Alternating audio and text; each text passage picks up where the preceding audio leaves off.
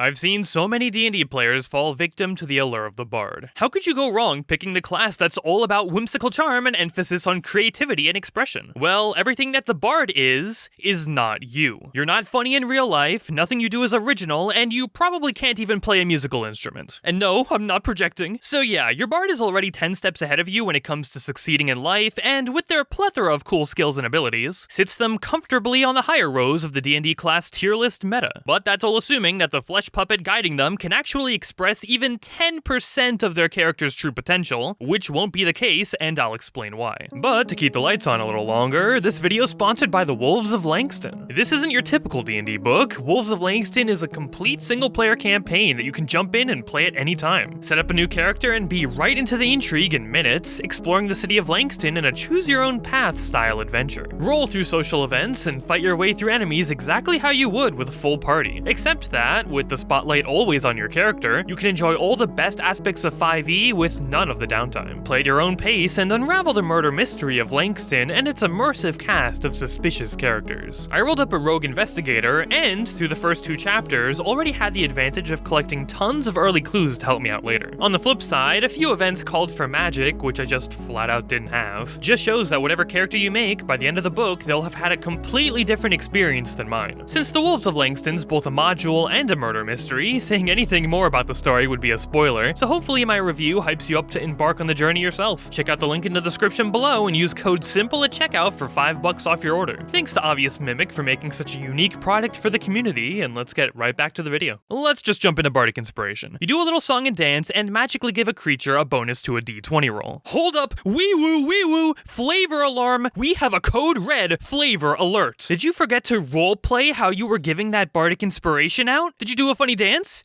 Did you sing a little song? No? Then no inspiration for you. First test failed. If you're gonna play the most charming class in the game, you're gonna need to step it up. Nobody likes a silent bard player mumbling to themselves in the corner, playing purely by the mechanics and nothing else. You're supposed to be the pinnacle of expression, so act like it. Oh yeah, also your ally forgot to add the inspiration bonus to their roll anyway, so none of this even matters. But moving on. Bards get some spells starting off too, which they cast by playing musical instruments. Don't you dare forget about your instrument when you cast your spells, and tell everyone how you play your tune. Is it harsh to the ears as you cast Thunderwave, or perhaps a long drawn-out note for the jump spell? Either way, you forgot to roleplay again. That's another 2 points off your score. Not beating around the bush for this one, most of the bard spell list is pretty dog water. The best part about it is that Magical Secrets kicks in later on, and you can learn spells that aren't even on it. And when your best gimmick revolves entirely around ignoring your original spell list, you know your class has a problem. That's not until level 10 though, so for now you're stuck with the GameStop discount bane of spells to play around with. The one spell I'd insist be flat out removed from this game is Vicious Mockery. I swear, everyone who picks this spell is a literal bot, and not in the Warlock Eldritch Blast spam kind of way. No, that's just the way they're born, and we don't make fun of them for it. Vicious Mockery is one of the coolest cantrips in the game, capable of letting players go wild as they whip up hilarious insults, epic burns, or yo mama jokes to hinder the target. But nobody does any of that. The amount of just pure potential wasted by every player who grabs this spell is mind-boggling. And out of all of the significantly more situational bard cantrips, Vicious Mockery is hands down the best bar none. Damage, an attack debuff, it's ranged, and only requires verbal components. This spell is way too good, and that's a huge problem. Because every bard player I've ever ran games for always defaults to only spamming this spell. And just like always, this limits the character's potential by turning them into a mundane, boring cantrip cannon. It's gotten so bad to the point where I've started to tell my bard players that I'm not going to allow them to play the class if that's what they're going to end up doing, which they always assure me they won't, and then wind up doing it anyway. But hey, the battle is over, all the more interesting characters killed everything for you, and you leveled up. Jack of all trades is your next feature, giving you a small bonus to every skill you ignored during character creation, and are still going to ignore for the remainder of the campaign. D&D is a team game, and splitting the party is an egregious sin, so you'll almost never be in a position where one of these mediocre stat bonuses comes in handy. The other players who actually spec'd into them are still better at them than you. And what are you gonna do? Steal the spotlight and flex your lesser talent just so somebody else can't. There's a time and place for that, and it's far away from the party. Preferably in a one-on-one session with your dungeon master, where a skill monkey rolling with a +2 on their Thieves' Tools check could actually come into play. Until then, though, just let the rogue and their +9 tools do all the heavy lifting for you, and pretend this feature doesn't even exist. Song of Rest is also unlocked around this time, giving your allies extra healing during short naps. I'd ask why you didn't sing a song in character just now when you said you were going to use this ability, but we already know why. The last thing unlocked here is Magical Inspiration. Lets you give people bonuses to healing and damage. Everyone's still forgetting about your inspiration when it matters though, so it's still pretty useless. May the one D&D balance changes bless your soul. Third level, your bard went to college, except they didn't, but we're pretending they did. And through that long role-played quest for your bard to snag their degree, gained access to a highly flavorful subclass to customize their magic with. That sounds very exciting. I can't wait to explore all the fun new options I have to roleplay now. College of Creation. The cosmos are a work of art sculpted from the first dragons and deities to roam. The Song of Creation is taught to harness the power of the first dawn and can be used to make mountains sing and dance. Legends even recall Tiamat, ancient dragon goddess bound to Avernus, singing this song alongside her brother at the dawn of time. So, how do you want to tie your backstory into that? Oh, I just bought the new Tasha's rulebook and the subclass seemed pretty meta. Let's just say I, wanted to become stronger. College of Eloquence. As a master of wordplay, you've acquired a pristine vernacular for communicating with the plebeians that possess the gall to detract you. Hey, barkeep, I want a discount. Haha, 15, you're so gonna give it to me now. College of Glamour. You were taught your bardic skill through masters of performance in the heart of the Feywild. Their works were stuff of legend, and you returned to the material plane to quell the evil of the world, or sing long enough to see yourself become the villain. It takes a whole minute to activate my performance feature? That's a useless ability. At least it comes with this cool temporary hit point shield. You mean your Mantle of Inspiration? It also changes your appearance when you use it, so what does your new form look like? College of Lore. You picked up countless stories, articles, and legends that have all been at the core of your research. With a story for nearly any situation, and flavor text that requires you gather with other members at libraries or, if we're getting crazy here, your own college, these students love sharing info between each other like political memes and Hasanabi clips. And...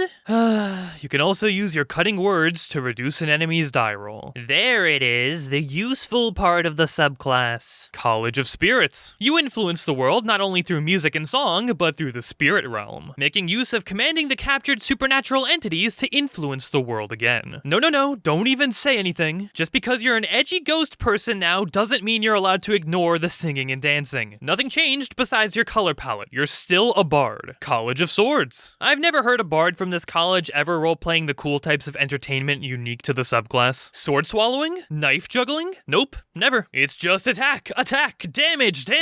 Even though it's all physical damage, the way people play College of Swords makes me take psychic damage. College of Valor. The entire gimmick is being a singing storyteller. Wait, you know what? I'm gonna show you how to play this subclass. And if you're not on my level, then that just proves my point for this one. I sing an excitable tune to help my ally escape harm's way. The fighter was quick and he parried the blow. The sparks of the duel lit the start of the show. Fighter, you get my combat inspiration. If you're in trouble, take refuge in its lyrics. By making a single rhyme, I've already sung more lyrics than most Valor players have in a whole campaign. And College of Whispers. Considering how most of you play Bard, the lore bit here about this college being parasites craving wealth and power fits perfectly. Whisper Bard players think they're just role-playing, but in reality they're just being jerks to everyone at the table and blaming the devious nature on their subclass. Oh, so you want me to share this book with you that reveals what the villain's weakness is? How much are you gonna pay me for it? Bro, we've been traveling companions for years and we both hate this person. Why are you doing this? Finally jumping back into the base class, we get the biggest coin flip to make out of the entire character build. Expertise lets you double your proficiency bonus for a skill. But which skill will you choose? It better not be one that most DMs almost always ignore, like performance, survival, medicine, acrobatics, history, religion, or investigation. If you chose one of those, then you're just begging to not have this feature. entirely. The Tasha's Cauldron rulebook comes in clutch by letting you swap your choice out the immediate level after, but during the first 6 years of this game, that wasn't the case. And I was dreading when we'd get this far. Just looking at the next feature is already threatening to throw me into a coffin. And not just because my persona is canonically a vampire and this was sorta made to counter me, it's because it's such a pathetic ability. Counter Charm, whoop-de-doo, a 30-foot range advantage on Charm and Frightened rolls. To activate it for a round, you need to blow your whole action, and not be charmed yourself in a way that would make you not want to play the song. Then you need to know that somebody nearby is even charmed or frightened in the first place. It's not always so obvious. And then hope it's not one of those stronger charms that needs damage to occur before allowing rerolls. And then there's a chance the other players also dumped Wisdom, and if that's the case, then Counter Charm wasn't going to do anything in the first place. So go ahead, Bard, and sing your little lungs away, because I wear the monster stat block in this relationship, and I'm taking every advantage I can get. All the rest of your features from here on out mostly just make things you had before slightly better, and eventually Magical Secrets finally comes into play to help you escape the Bard class entirely. Yep, grab the Fireball spell, you filthy casual. You've been starving for damage this long, I'm not gonna stop you. And to wrap things up, at level 20, your Capstone ability is unlocked. The moment you've all been waiting for. The feature that will define your character as the ultimate bard of legendary merriment. Are you ready to hear what it is? Are you sure? Well then, at level 20, your bard gets to gain 1 bardic inspiration back when combat begins.